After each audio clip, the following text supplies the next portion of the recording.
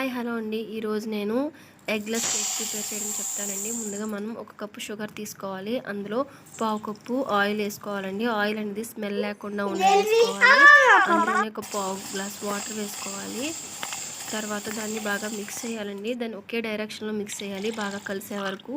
మిగిలిన కొంచెం వాటర్ కూడా అందులో వేసుకొని బాగా మిక్స్ చేయాలండి. అది బాగా కరిగిన తర్వాత దాంట్లో ఒక కప్ ఆఫ్ మైదా పిండి వేసుకోవాలి. మైదా పిండి వేసుకున్న తర్వాత దాన్ని ఒకే డైరెక్షన్లో కలపాలండి. అది బాగా మిక్స్ అయిన తర్వాత దాంట్లో వెనిలా ఎసెన్స్ ఉంటే వెనిలా ఎసెన్స్ వేసుకోవచ్చు. అది లేని వాళ్ళు ఇలాచీ కూడా వేసుకోవచ్చు.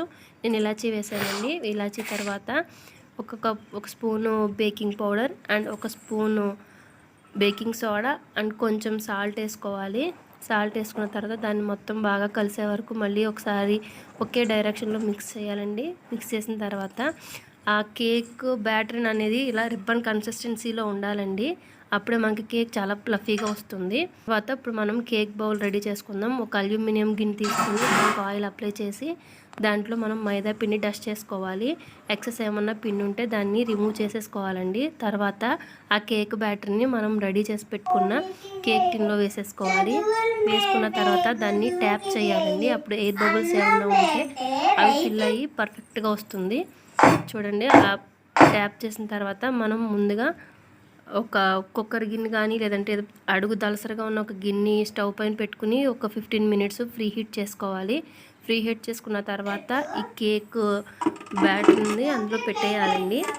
పెట్టిన తర్వాత ఒక 15 to 20 మినిట్స్ కొంచెం మీడియం ఫ్లేమ్లో కుక్ చేసుకోవాలి. తర్వాత లో ఫ్లేమ్లో కుక్ చేసుకుంటే మనకి కేక్ అనేది రెడీ అవుతుందండి. చూడండి, ఇప్పుడు నేను ఒకసారి మూత తీసి చూస్తున్నాను. 15 మినిట్స్ తర్వాత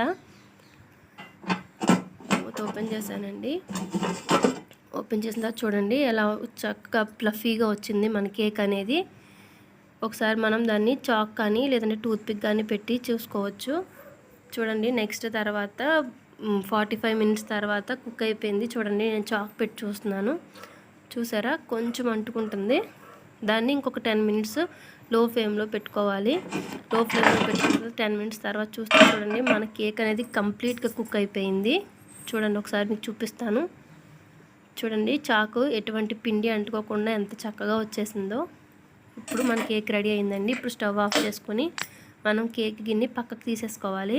అది పూర్తిగా చల్లారనివ్వాలండి. చల్లారిన తర్వాత ఒక నైఫ్తో సైడ్ ఎడ్జెస్ మనం క్లియర్ చేసుకుంటే మనకి కేక్ అనేది అంటుకోకుండా వచ్చేస్తుంది. చూడండి, అది చూడండి ఎంత బాగా వచ్చిందో కేక్ అనేది.